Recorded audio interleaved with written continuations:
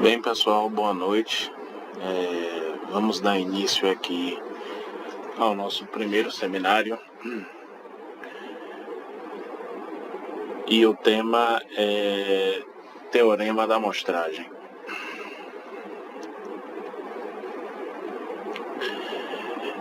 Este seminário, ele faz parte do... Ele é o primeiro de uma sequência de 2 seminários. Esse primeiro sendo de Teorema da Amostragem, o segundo sobre Transformada Z. O nosso professor aí é o Emanuel Benício, né? E a disciplina de Controle Digital 2, né? Isso faz parte da avaliação da nossa primeira unidade. Temos aí a composição da equipe, né? O Daniel André Lima, eu, Fábio de Souza Nascimento, temos o Ítalo Campos, o Luca Goulart e o Rafael Frota. E o valor total da apresentação aí é de 1 ponto. Bem, Teorema da Amostragem, né?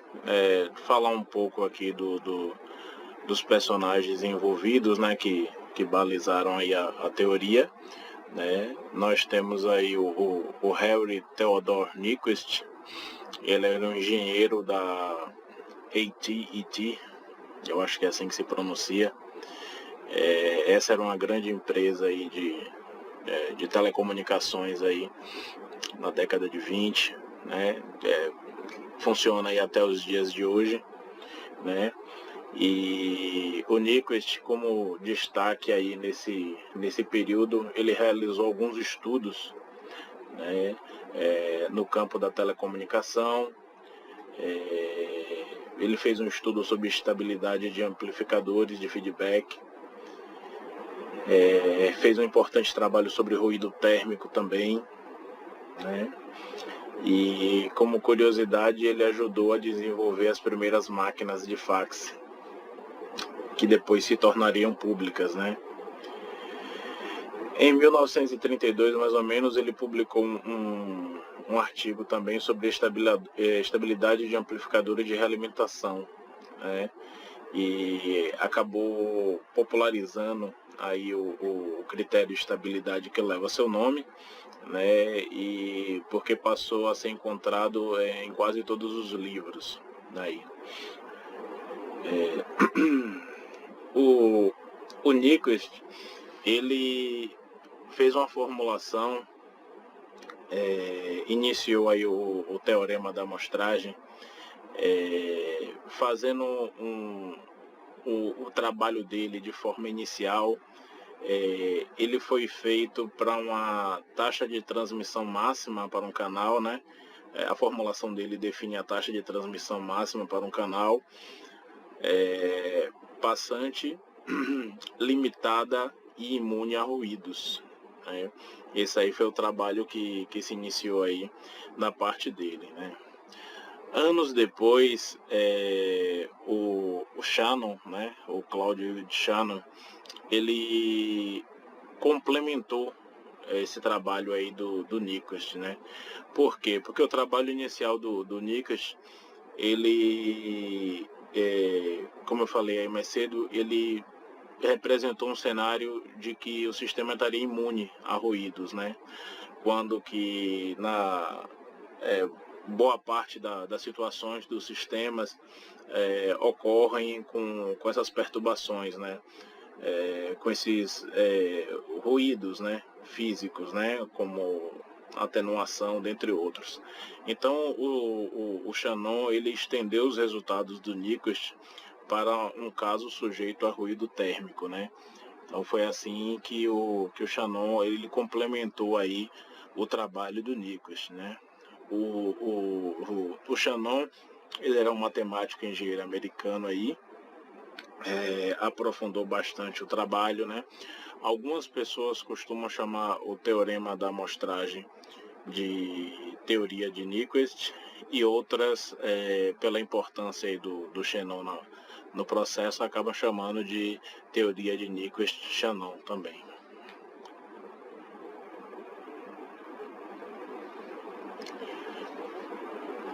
O que é um sinal?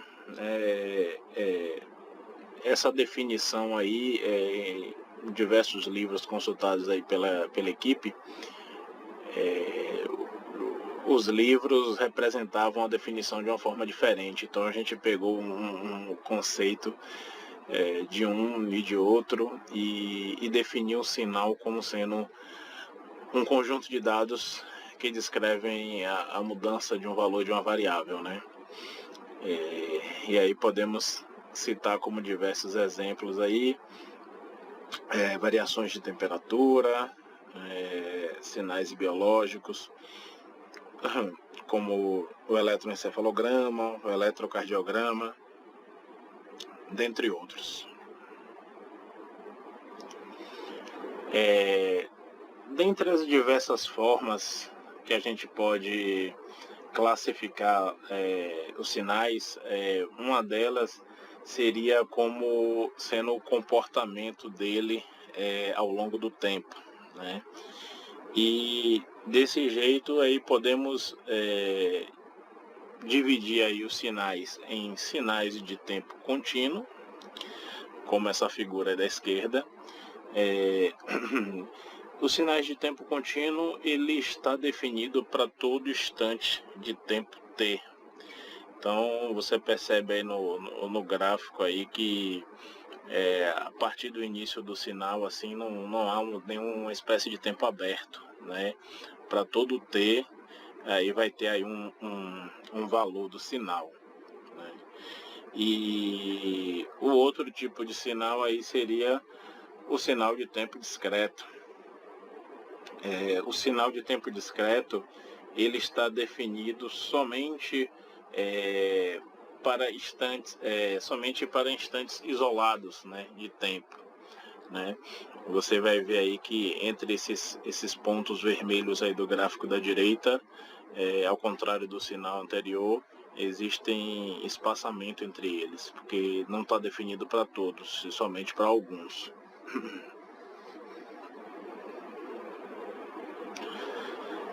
Lembrando também que um sinal de tempo discreto, frequentemente, ele é derivado de um sinal de tempo contínuo, fazendo-se uma amostragem do mesmo a uma taxa uniforme. Vamos detalhar mais essa informação aí ao longo da apresentação.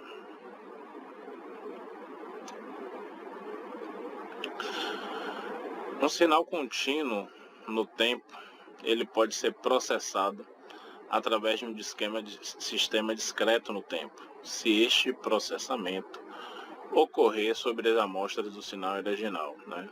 É a informação aí dita no slide anterior, e também todo o regimento para que esse processo ocorra de forma adequada, ele está descrito aí no teorema da amostragem, que o próximo colega vai detalhar aí um pouco mais.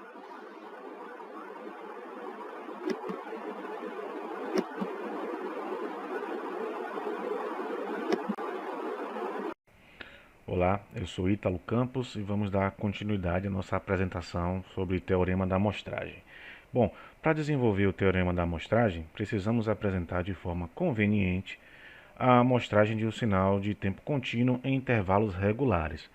Um modo útil de fazê-lo é por meio de um trem de impulsos periódico multiplicado por um sinal de tempo contínuo x de t, que queremos amostrar. E aí a gente vem aqui para essa imagem e consegue observar isso. Ó. A gente tem um sinal x de t e a gente aplica um trem de impulsos, que vai ser uma sequência de impulsos, né, com um período entre cada impulso. Esses impulsos a gente chama de P de F, e após aplicar esse trem de impulso, ou seja, eu multiplicar o meu sinal x de t por esse trem de impulsos, eu vou ter um valor em cada etapa do sinal onde acontece o impulso. O que eu estou querendo dizer? Nessa parte aqui, que eu tenho um impulso e o impulso tem magnitude 1, multiplicado pelo sinal, eu vou ter o valor do sinal nesse instante. Logo depois, ele está falando do tempo contínuo, né? não tem o impulso, a magnitude é zero, então multiplicado pelo sinal, o valor final vai para zero. E aí vem um novo impulso, multiplica de novo aquela etapa do sinal onde esse impulso se encontra o sinal, e aí eu vou ter um outro ponto. Isso a gente chama de amostragem com trem de impulsos. E aí tem um teorema que descreve isso, e descreve assim: seja um sinal x de t de banda limitada, com x de j ômega igual a zero, para ômega maior do que ômega m, e esse ômega m aí é metade da frequência de amostragem de Nyquist. Então, o x de t é determinado unicamente por suas amostras. Sendo assim, x de n de t, n vai ser o número de amostras do trem de impulso, o t o período, eu vou ter os sinais correspondentes a esse n aí. Se ômega s, que é a frequência do sinal, for maior que 2 vezes a metade da frequência de Nyquist, em que ômega s é 2π sobre t, que é o período. Isso a gente aplica para tempo contínuo, mas também é possível aplicar para tempo discreto, como mostra essa imagem. A gente tem um sinal x de n em tempo discreto, aplicando um trem de impulsos p de n, o raciocínio é análogo ao do tempo contínuo, onde acontece o impulso, eu multiplico o impulso pelaquela etapa do sinal daquele instante, e eu vou ter um sinal resultante, que vai ser amostrado. Onde o impulso é zero, e a etapa do instante multiplicada por esse zero, o valor vai ser zero, então não tem o que ser quantificado. Então, a gente define também o tamanho do trem de impulsos para que a gente tenha a faixa de amostragem a partir do trem de impulsos, tá certo? O teorema da amostragem, que é facilmente explicado em termos de amostragem por trem de impulso, como a gente acabou de ver, estabelece o fato de que um sinal de banda limitada é representado unicamente por suas amostras. Mas, na prática, isso é um pouco complicado, para não dizer bem difícil, né? Porque pulsos estreitos de grande amplitude se aproximam dos impulsos. E isso é muito difícil de gerar e transmitir. E aí o que é comum e conveniente é gerar um sinal amostrado uma forma conhecida, né, como retentor de ordem zero. Esse sistema amostra x de t, então um sinal similar ao que a gente viu nos slides anteriores, amostra esse sinal x de t em determinado instante e mantém esse valor na sua saída, na saída do retentor, mantém esse valor x0 de t, dessa vez agora como x0 de t, até o próximo instante. Então o que eu estou querendo dizer é isso aqui, ó. A gente tem um sinal aqui nessa linha pontilhada, e aí o retentor de ordem zero amostra nesse primeiro instante, e ele mantém esse valor até o próximo instante, quando ele amostra novamente. Mantém esse valor até o próximo instante, amostra novamente, mantém o valor até o próximo instante, amostra novamente, mantém o valor, e aí vai, né? Bom, o que isso facilita? Por que é utilizado, já que via trem de impulsos tem essas dificuldades que a gente comentou? Por que é que é usado então um retentor de ordem zero? É usado um retentor de ordem zero porque a reconstrução desse sinal x de t, a partir da saída x0 de t do retentor de ordem zero, pode ser realizada por filtragem passa-baixas. Mas aí, nesse caso, o filtro exigido não tem ganho constante na banda de passagem. Para determinar a característica desse filtro exigido, primeiro a gente precisa observar que a saída x0 de t pode, a princípio pelo menos, ser gerada pela amostragem de trem de impulsos. Porque se você for ver, aqui eu tenho um impulso, aqui eu tenho outro, aqui eu tenho outro. Então pode, a princípio, ser gerado por trem de impulso, sim. Em seguida, aí está a jogada, né? Em seguida, por um sistema LIT. Então, você amostra por um trem de impulso seguido de um sistema LIT com resposta a impulso retangular. Isso a gente consegue observar nessa figura. Então, o sistema LIT aqui tem essa resposta retangular e facilita na reconstrução. E aí, para reconstruir x0 de t, Para reconstruir x0 de t, consideramos o processamento de x0 de t como um sistema LIT com resposta ao impulso HR de t, certo? E a resposta em frequência HR de J ômega. E aí a gente consegue fazer, olhando essa imagem aqui, essa cascata aqui. Eu tenho aqui, ó, o retentor de ordem 0, tá? E eu tenho esse sistema LIT com HR de t e a frequência e a resposta em frequência HR de J ômega. Ok? Bom, falando então sobre o retentor de ordem 0, esse que é um artifício de amostragem, ele busca resolver o problema principalmente físico, que pulsos estreitos de grande amplitude, que são muito próximos, que aproximam os impulsos, eles são relativamente mais difíceis de se gerar e de se transferir. Os principais impeditivos que nós temos nesse sentido vêm da necessidade do dispositivo físico de realizar uma comutação rápida. Então, aquele chaveamento que pode gerar, como conhecemos, efeitos de distorção. Para uma amplitude grande pode necessidade de grande potência também, junto com o chaveamento, causar uma eficiência energética baixa ou alguma interferência eletromagnética também em dispositivos próximos. Então, foi desenvolvido esse artifício de amostragem que parte do conceito do teorema da amostragem de que um sinal de banda limitada é representado unicamente por suas amostras.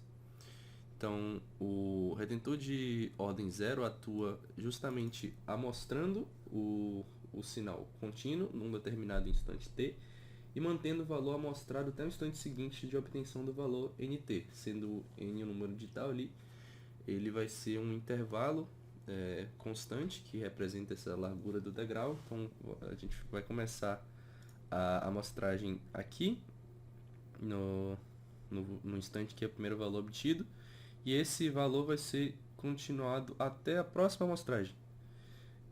Então a gente vê que o valor na transição é o valor amostrado realmente naquele momento de instante t.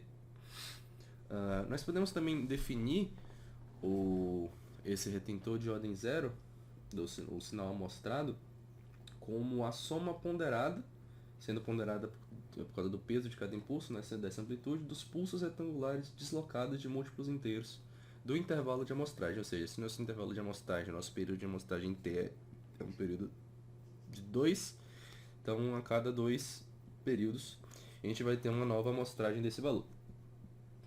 A gente pode observar isso no comportamento aqui do gráfico. A gente tem a representação do sinal contínuo aqui em cima, mas também temos o trem de impulsos embaixo, e a gente vê que no caso do retentor de ordem 0, a gente tem um meio que degrau, uma escadinha aqui de amostragem baseada nesse período.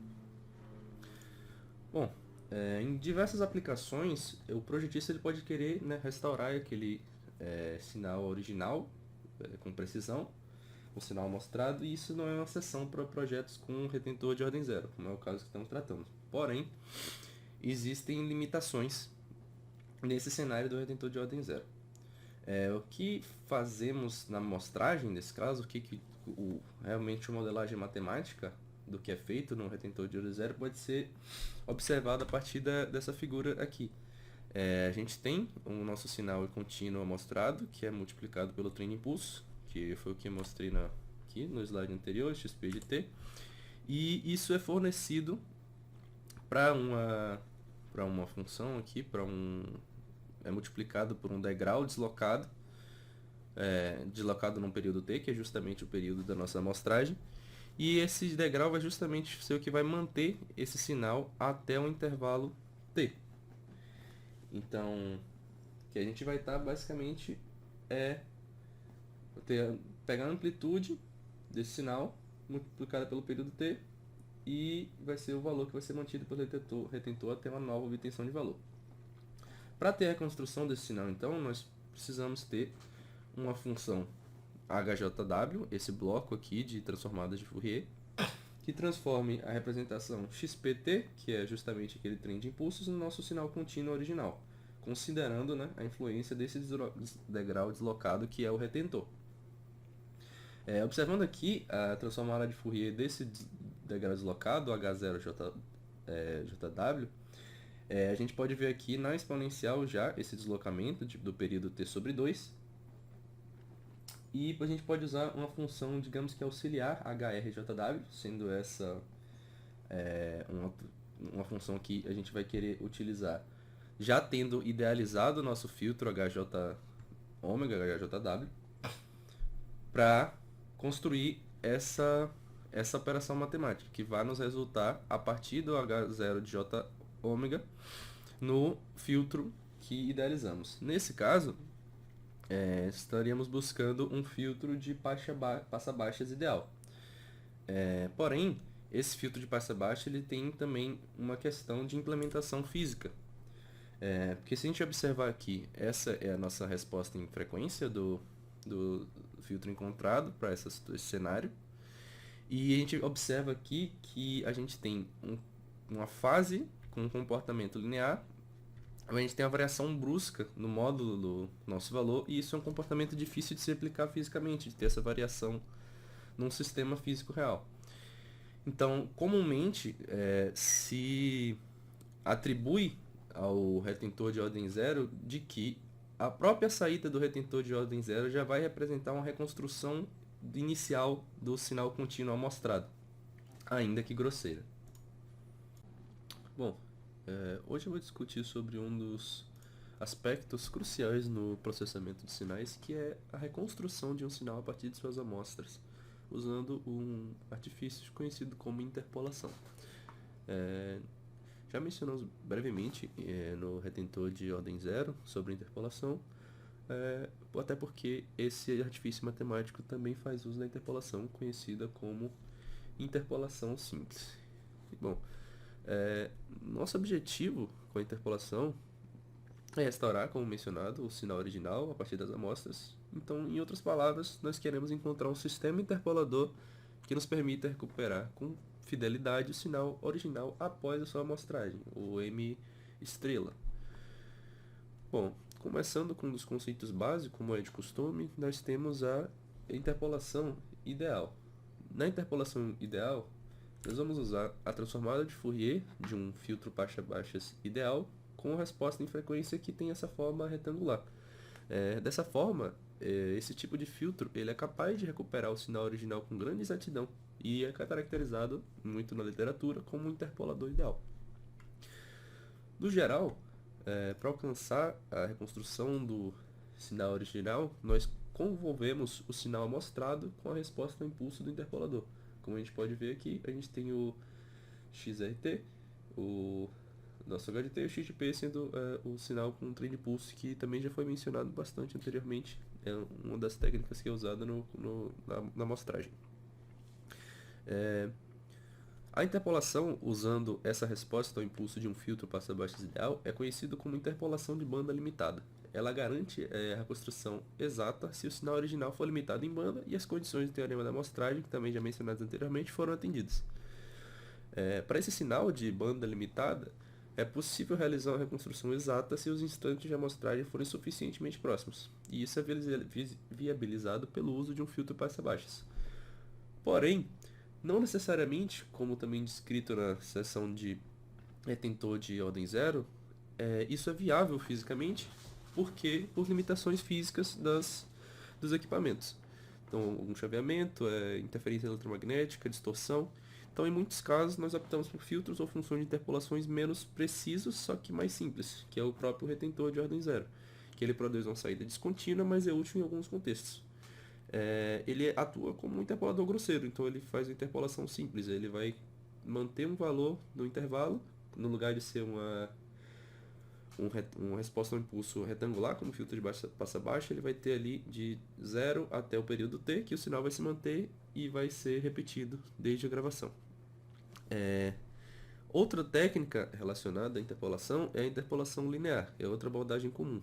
Ela resulta em uma reconstrução mais contínua, só que com derivadas descontínuas. Além disso, além da interpolação linear, temos também retentores de ordens mais altas, que aí a gente vai ter uma reconstrução mais suave, só que ainda com alguma descontinuidade. Por exemplo, a primeira vai ter uma primeira derivada contínua e a segunda derivada descontínua. Nós conseguimos observar aqui no slide, essa figura A aqui seria o nosso sinal contínuo inicial, a figura B seria o XGP, como eu já tinha mencionado, de trem de pulso, e a figura C é uma em que não é usado um retentor de ordem zero, ele é substituído por essas ondas, por essas meias senoides aqui, que estão servindo para interpolação também. Nessa figura aqui do lado, nosso H de J ômega, já mencionado na seção de retentor de ordem zero, a gente tem justamente a função mencionada de um degrau deslocado e uma função que buscamos, uma função, digamos que auxiliar, para encontrar o filtro que vai fazer a interpolação para recuperar esse sinal. Só que, como dizemos, ele tem uma certa dificuldade de implementação física. Temos também esse somatório, baseado no filtro passa-baixa, considerando o trem de impulsos, que gera a imagem C. Aqui temos também uma comparação do filtro isolador ideal com o retentor de ordem zero, que a gente vê que o retentor de ordem zero tem realmente uma amostragem muito mais grosseira em comparação com o retangular, que a gente vai ter os períodos aqui, menos WS sobre 2 e WS sobre 2, que vai ter um range melhor para encontrar esses valores. Olá, meu nome é Luca, e hoje abordaremos questões relacionadas à amostragem. Acredito firmemente que nada na vida vem fácil demais. Se vier, desconfie. Dito isto, vamos nos aprofundar nos problemas associados ao processo de amostragem que merecem a nossa atenção, explorando estratégias para poder contorná-los. Imaginemos a seguinte situação. O gráfico A. Realizamos a amostragem durante o período T. Observamos que a frequência de amostragem foi adequada para traduzir o sinal verdadeiro. No entanto, ao analisarmos a situação em B, podemos perceber que, mesmo mantendo o período de amostragem inalterado, o sinal aparente se comporta de maneira diferente do sinal verdadeiro. Se aumentarmos a frequência do sinal verdadeiro e mantivermos o período de amostragem constante, em C, notamos que, apesar do sinal verdadeiro ser mais curto, a frequência de amostragem traduz um sinal incorreto. Vamos agora explorar uma alteração no sinal de entrada, conforme é ilustrado em D. A linha preta representa o sinal de entrada. E, mesmo sendo significativamente diferente, ao utilizar uma frequência de amostragem menor do que a estabelecida pela taxa de Nyquist, o sinal aparente, mais uma vez, é completamente incompreendido. Ele está representado em cinza. A taxa de Nyquist estabelece que a frequência de amostragem deve ser pelo menos 2 vezes o valor da frequência máxima atingida pelo sinal analógico. Se não respeitarmos esta escolha de frequência de amostragem, ocorrerá o aliasing, que resulta na sobreposição de espectros consecutivos e distorcendo o sinal aparente ao dobro da frequência. Em resumo, se o período de amostragem for inferior a 2 vezes o período do sinal, ocorrerá a interferência. Se for igual, utilizaremos apenas o sinal puro. Mas se for maior que 2 vezes, teremos algo semelhante à terceira figura. Diferenciador digital. Um diferenciador digital é um componente utilizado no processamento de sinais digitais para calcular a derivada discreta de um sinal. A operação de diferenciação envolve estimar a taxa de variação instantânea de um sinal discreto em relação ao tempo discreto. Em termos simples, diferenciador digital é um bloco ou algoritmo que, ao perceber uma sequência de amostras de um sinal discreto, gera uma saída que representa a taxa de mudança entre essas amostras sucessivas. Podemos ver aqui, neste gráfico gerado pelo Octave, o sinal original e o sinal discreto gerado através dessa mudança. O diferenciador digital é útil em diversas aplicações, como no campo de controle digital, processamento de imagem, comunicações e outras áreas, onde a análise da taxa de variação de um sinal discreto é importante para a tomada de decisões ou extração de informações relevantes. Podemos também ver aqui um gráfico não tão senoidal, como que se comporta a derivada discreta. Atraso de meia amostra. O teorema da amostragem é um pilar essencial na teoria de sinais e sistemas, mas a sua aplicação vai além de uma mera determinação da frequência de amostragem. Vamos explorar uma faceta intrigante, o atraso de meia amostra, uma consideração crucial para a compreensão mais abrangente do processo.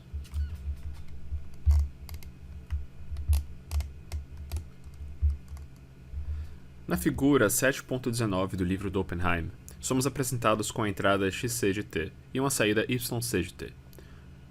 No caso de um atraso, nossa relação se ajusta elegantemente para yc de t igual a xc, entre parênteses, t menos delta, onde o delta representa o deslocamento causado pelo atraso. Esta abordagem é essencial quando lidamos com sistemas dinâmicos, em que o tempo da resposta não é instantâneo. Suponhamos que nossa entrada seja de banda limitada e a taxa de amostragem seja suficientemente alta para evitar a sobreposição interferente de sinal, conhecida como aliasing. A representação digital inicial, apresentada no gráfico A, toma forma. Contudo, ao introduzir o atraso de meia amostra, conforme representado no gráfico B, a dinâmica se altera. Podemos expressar este atraso de meia amostra por meio de uma fórmula. Yc de t igual a xc, entre parênteses, t menos meio período, onde o t sobre 2 representa o deslocamento de meio período.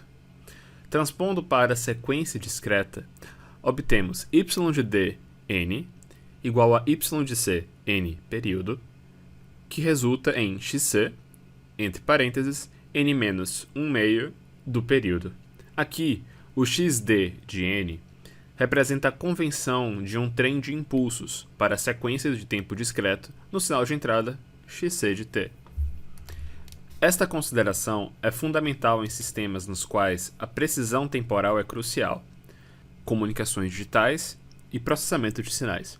O atraso de meia amostra não apenas respeita o teorema de amostragem, mas também fornece uma visão mais rica da dinâmica temporal dos sinais amostrados. No mundo prático, entender e lidar com estes atrasos são aspectos essenciais da engenharia de sistemas digitais modernos. Decimação e interpolação. A decimação e a interpolação são operações comuns de processamento de sinais e sistemas de tempo discreto. Decimação, downsampling, é o processo de reduzir a taxa de amostragem de um sinal discreto, mantendo apenas algumas amostras e descartando as outras. Isso é feito para economizar recursos computacionais ou adequar o sinal a um determinado sistema. Interpolação, ou upsampling, ao contrário da decimação, a interpolação envolve o aumento de taxas de amostragem de um sinal discreto. Novas amostras são inseridas entre as amostras originais, geralmente usando técnicas como a interpolação linear para estimar os valores intermediários. Essas operações são frequentemente usadas em conjunto, formando um processo de downsampling seguido de um upsampling, ou um upsampling seguido de um downsampling, que é útil em diversas aplicações como compreensão de áudio, transmissão de dados e processamento de sinais em geral. Vamos agora analisar estes três gráficos. O primeiro gráfico, o x de n, é o sinal de entrada original. Este é o sinal original, representado pela sequência discreta x de n, onde n é o índice de amostra e este sinal pode ter uma taxa de amostragem relativamente alta. O segundo, xp, n, sinal pós-amostragem. Após a amostragem, obtivemos xp de n, que é o sinal amostrado. A amostragem é feita com a taxa mais baixa, preservando as informações essenciais do sinal original, mas agora com um espaçamento maior entre as amostras. xb, n, sinal pós-decimação. O processo de decimação envolve a remoção de amostras, reduzindo a taxa de amostragem.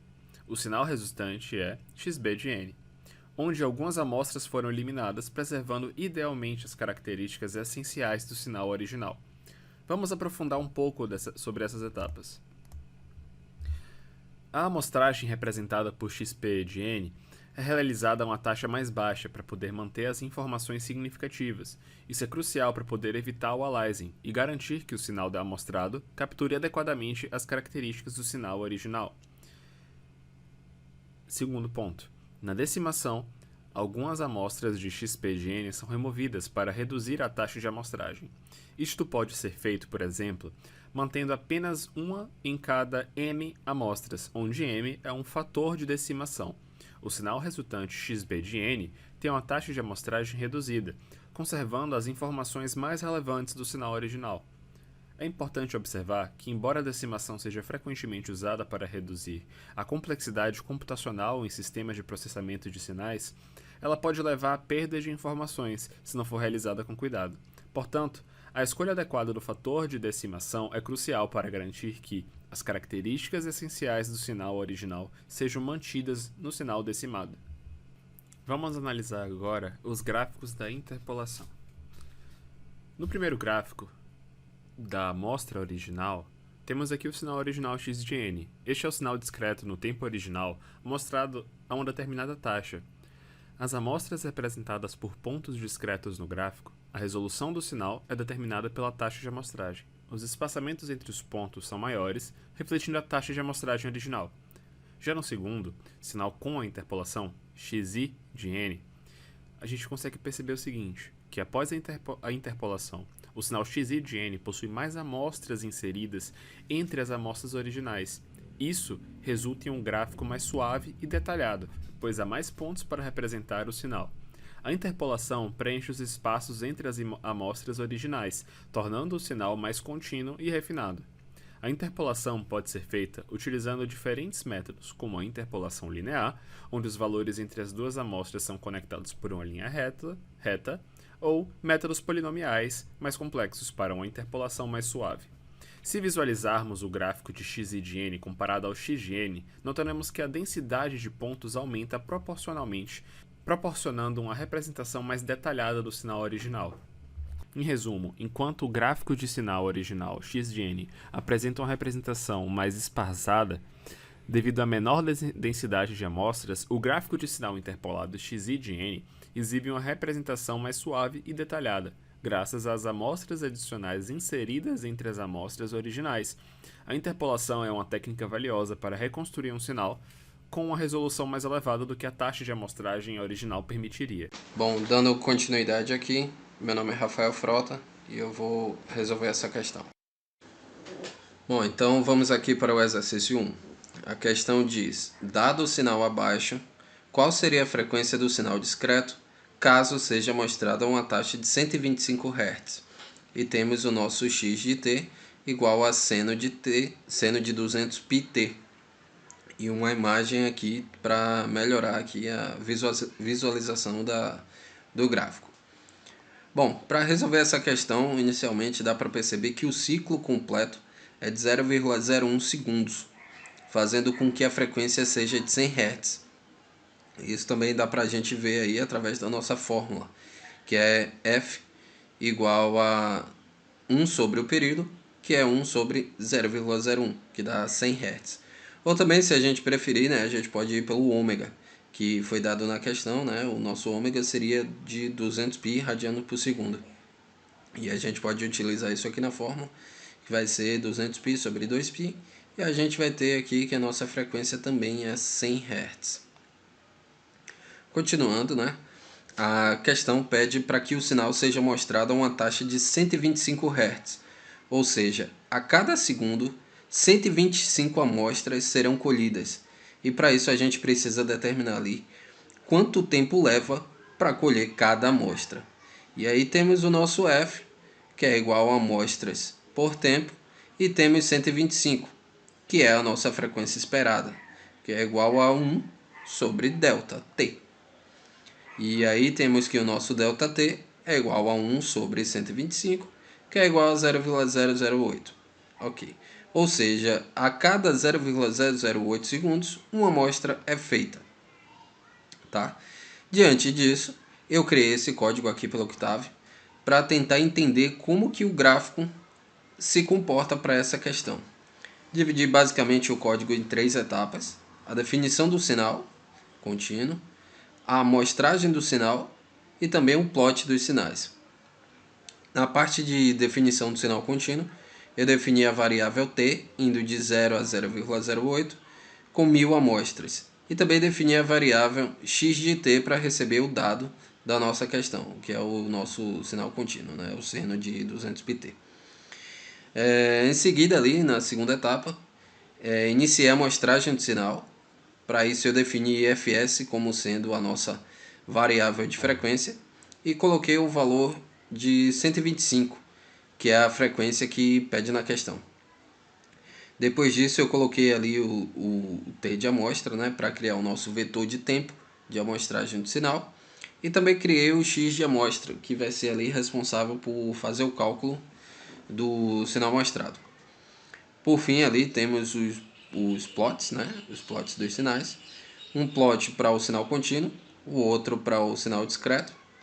Coloquei também algumas legendas para os eixos.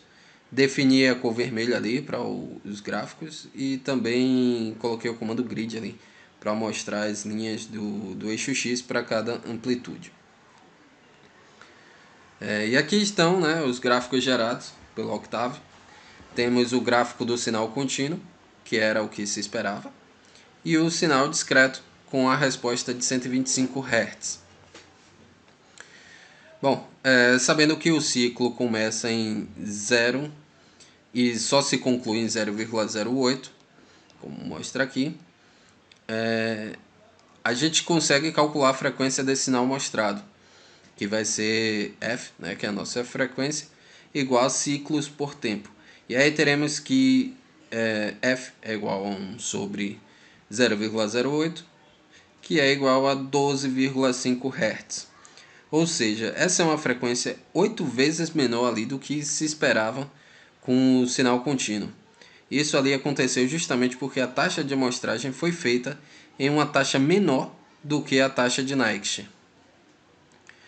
O correto para essa questão seria a gente utilizar os conceitos, né, de Nyquist e calcular a frequência correta.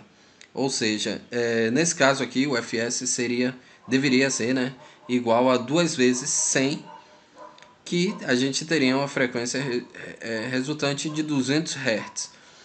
Ou seja, qualquer amostra que fosse feita acima de 200 Hz, a frequência do sinal amostrado seria igual à frequência do sinal contínuo, como dá para ver na resolução aqui que eu coloquei, onde o fs está igual a 250. Esse cálculo aqui é para 250. E se a gente for olhar aqui, eu botei aqui no... Cadê? Aqui no Octave, deixei aqui rodando. Se eu for aumentar aqui o nosso fs, botar, ao invés de 125, eu botar, sei lá, não sei, 950, ele vai gerar um sinal muito mais próximo de um sinal contínuo. E cada vez que eu aumento mais, ele se aproxima mais, ou seja, se botar aqui, sei lá, 1250. E ele vai se aproximando cada vez mais de um sinal contínuo.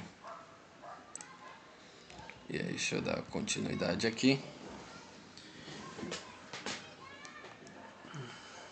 Bom, resumindo, né, como a questão ali só quer saber qual seria a frequência encontrada, né, nessa taxa de 125 Hz, que a gente tem a resposta final de 12,5 Hz.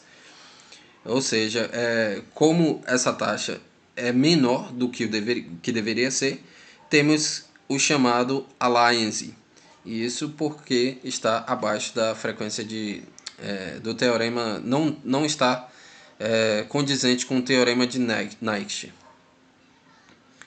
Bom, dando sequência aqui, vamos para o nosso exercício 2. Agora vamos ver aqui. Deseja-se montar um sistema de controle para controlar a temperatura de saída de uma corrente que sai de um aquecedor. Esse aquecedor é um trocador de calor que usa vapor de água para aquecer a corrente fria. Para efetuar esse controle, serão usados um transmissor, sensor, né, de temperatura, e uma válvula que irá controlar a vazão de vapor de água que entra no trocador. Deseja-se realizar esse controle utilizando um controlador digital.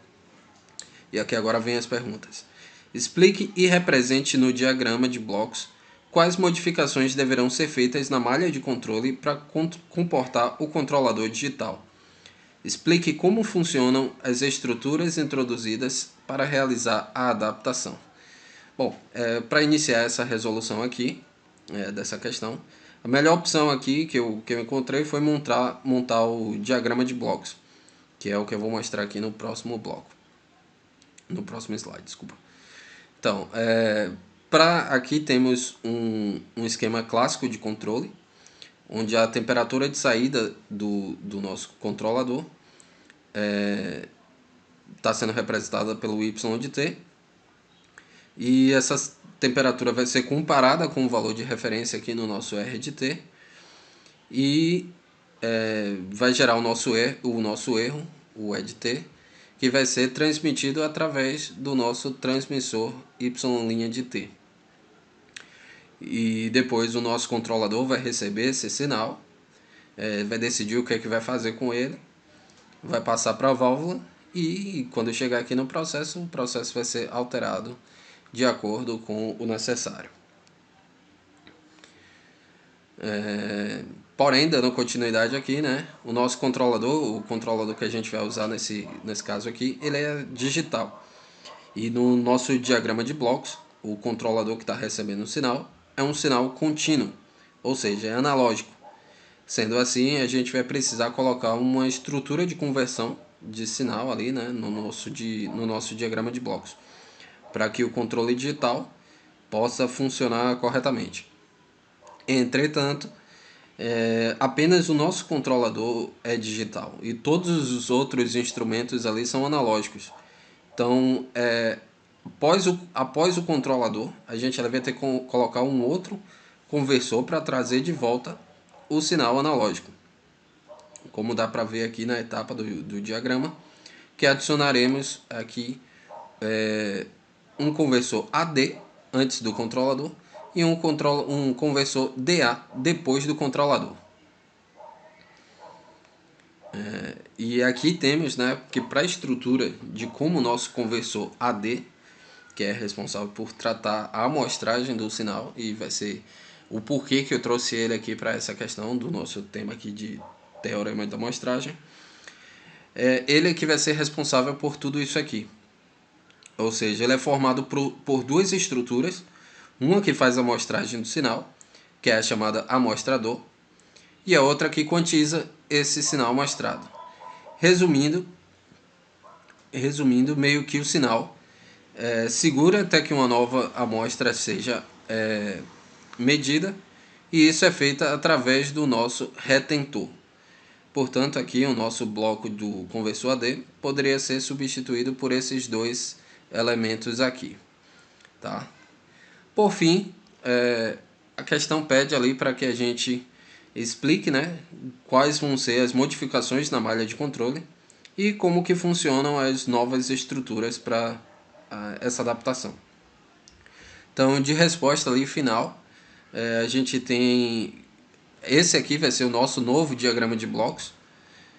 Internamente ali a gente sabe como é que vai funcionar, que vai ser essa parte daqui de baixo, né, válido aqui, que a gente vai ter uma chave como o nosso amostrador.